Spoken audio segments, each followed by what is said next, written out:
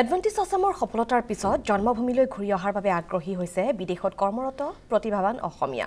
প্ৰধানমন্ত্ৰী নৰেন্দ্ৰ মোদীক সাক্ষাৎ কৰি আমেৰিকা যুক্তৰাষ্ট্ৰত কৰ্মৰত এগৰাকী যুৱ অভিযন্তাই জনালে মনৰ কথা। আয়ুষ্মিতা ডেকা নামৰ এইগৰাকী অভিযন্তাই অসমৰ বান খহনীয়া সমস্যাৰ সমাধানৰ বাবে কাম কৰিবলৈ ইচ্ছা ব্যক্ত কৰিলে।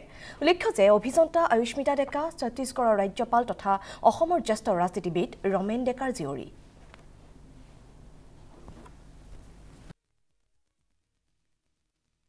ৰাজ্যপালক দুহিতা হিচাপে লগ কৰা নাই, মই নিজে বহুত বছৰৰ পৰা ট্ৰাই কৰি আছিলোঁ তেওঁক লগ ধৰিবলৈ। মই আমেৰিকাত বিমানবন্দৰ নিৰ্মাণত মই প্ৰজেক্ট স্পেচিয়েলিষ্ট হিচাপে কাম কৰোঁ। চ' তেওঁৰ লগত তাৰ কনষ্ট্ৰাকশ্যনৰ বিষয়ে আৰু আমেৰিকাত কি ধৰণৰ কনষ্ট্ৰাকশ্যন চলি আছে আৰু ছাষ্টেইনেবিলিটি যে ইণ্ডিয়াত বহুত ইম্পৰ্টেণ্ট হয় সেইটো কথা পাতিলোঁ। তাৰপিছত মই অলপমান ফৰেইন এফেয়াৰ্ছ ডিপাৰ্টমেণ্টৰ লগত কাম কৰোঁ। চ' আমেৰিকাত কিমান অসমবাসী আছে তাৰ এটা আমি ডেটাবেছ তৈয়াৰ কৰিছোঁ। আৰু এতিয়া US-ত বহুত ইলিগেল ইমিগ্ৰেণ্টছৰ ট্ৰাম্প অহাৰ পৰা প্ৰব্লেম চলি আছে আৰু বহুতখিনি ভাৰতৰ মানুহক তেওঁলোকে পঠাই দিছে, কিন্তু থেংকফুলি অসমীয়া মানুহৰ সেইটো প্ৰব্লেম নাই, সেইটো কথা জনালোঁ।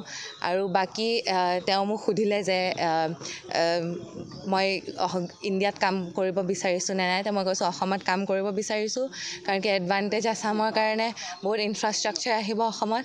আৰু ছেকেণ্ডলি অসমত যোনটো ফ্লেছ ফ্লাড প্ৰব্লেম আছে তাৰ ওপৰত অকণমান মই ৰিচাৰ্চ কৰি আছোঁ চ' ডেট সেইটো problem in the future can be ছল্ভড।